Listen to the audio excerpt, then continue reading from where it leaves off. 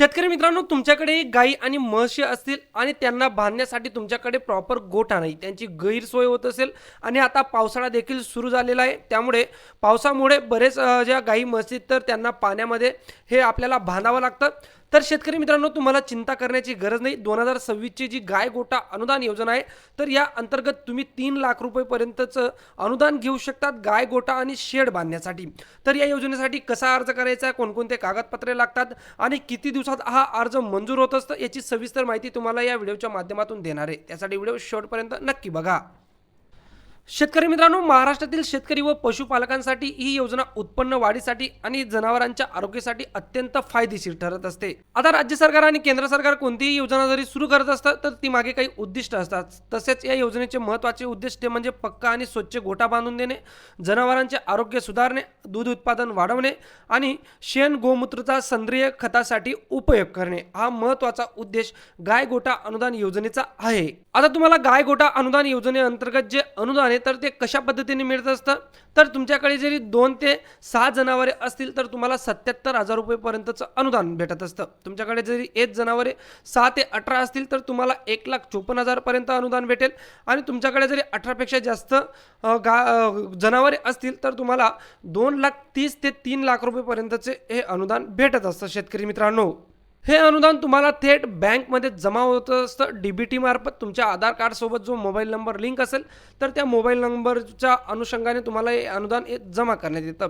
हे अनुदान तुम्हाला एकाच हप्त्यामध्ये भेटत नाही, तर जे हप्ते आहेत तर ते सरकारने हप्ते नेमून दिलेले आहेत, तर त्याप्रमाणे जशा पद्धतीने तुमचं काम होईल तशा पद्धतीने तुम्हाला हप्ते हे भेटत जातील. आता तुम्हाला जरी गाय गोठा अनुदान योजनेसाठी अर्ज करायचा आहे, तर त्यासाठी पात्रता निकष काय लागतात, तर महाराष्ट्राचा रहिवासी असणं गरजेचं आहे, स्वतःची जमीन असणं आवश्यक आहे, त्यानंतर किमान 2 जनावरे तरी तुमच्याकडे अपेक्षित आहेत, त्यानंतर मनरेगा जॉब कार्ड असणं गरजेचं आहे, आधी पक्का गोठा नसावा. आता गाय गोठा अनुदान योजनेसाठी कोणकोणते डॉक्युमेंट्स लागतात, तर यात तुम्हाला पहिले आधार कार्ड लागेल, तुमचा 7/12 उतारा व 8 उतारा लागेल, आधार लिंक बँक पासबुक लागेल, पशुसंख्या प्रमाणपत्र लागेल, मनरेगा जॉब कार्ड लागेल आणि पंचायतीची जी संमती तर ती संमती लागेल फॉर्मवर.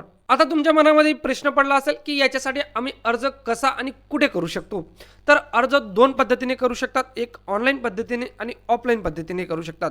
ऑनलाईन पद्धतीने तुम्हाला अर्ज घ्यायचा आहे, तुमच्या तहसील जे असेल तर तिथून तुम्ही गाय गोठा अनुदान योजनेचा अर्ज आणा, तो अर्ज व्यवस्थित भरा, त्याच्यावर ग्रामपंचायतीचा सही शिक्का सगळी डिटेल्स फिलअप करा, ग्रामसेवककडून तो फॉर्म व्हेरिफिकेशन करून घ्या, त्यानंतर तो फॉर्म तुमच्या पंचायत समितीमध्ये जमा करा. जमा केल्यानंतर तिथून एक पोचपावती घ्या, ती पोचपावती तुम्हाला देतील आणि तुम्ही नंतर 1 महिन्यात ती फॉर्मची अपडेट पाहू शकता ती पोचपावती घेऊन. त्यानंतर दुसरा पर्याय तो म्हणजे ऑनलाईन पद्धतीने तुम्हाला अर्ज करू शकतात. यात तुम्हाला महागेस या जी वेबसाईट आहे तर ती मी डिस्क्रिप्शनमध्ये सुद्धा देईल, तर हिच्यावर अप्लाय कॅटल सेट या पर्यायावर क्लिक करून तुम्ही अर्ज भरा असा सिलेक्ट करून तुम्ही अर्ज भरू शकतात. परंतु मी तुम्हाला प्रिफरन्स करेल, म्हणजे तुम्हाला सांगेल तुम्ही ऑफलाईन पद्धतीनेच अर्ज करा, कारण ऑनलाईन पद्धतीने अर्ज केल्यानंतरही तुम्हाला ऑफलाईन डॉक्युमेंट द्यावे लागतील, म्हणून तुम्ही ऑफलाईन पद्धतीनेच अर्ज करा. ऑनलाईन पद्धतीने अर्ज करण्याची प्रोसेस एवढी अजून ॲक्टिव्ह झालेली नाही. आता शेतकरी मित्रांनो, यासाठी तुम्हाला ज्या गोष्टी तर त्या करायच्या आहेत आणि कोणत्या गोष्टी या करायच्या नाही, तर शासनाच्या डिझाईन प्रमाणे तुम्हाला तुमचा गोठा बांधावा लागेल, त्यानंतर टप्प्याटप्प्याने फोटो काढावे लागतील, आधार लिंक बँक खाते तुम्हाला ठेवावं लागेल आणि जनावरांचे टॅगिंग करावं लागेल. त्यानंतर खोटी माहिती देऊ नका, त्यानंतर जुना गोठ्याचा फोटो काढून बांधकाम करू नका, बाहेरील मंजुरांना प्राधान्य देऊ नका आणि परवानगीशिवाय डिझाईन बदलू नका. तर या गोष्टी तुम्हाला एकंदरीत करायच्या नाहीत. त्यानंतर तुम्हाला अर्ज करण्यासाठी काही अडचण येत असेल तर बिंदास व्हिडिओच्या कमेंट बॉक्समध्ये कमेंट करा, नक्कीच रिप्लाय करेल. आणि अशाच महत्त्वपूर्ण अपडेटसाठी आपला चॅनल सबस्क्राईब करायला विसरू नका. व्हिडिओ आवडला असेल व्हिडिओला लाईक करा आणि तुमच्या मित्रांपर्यंत नक्की शेअर करा.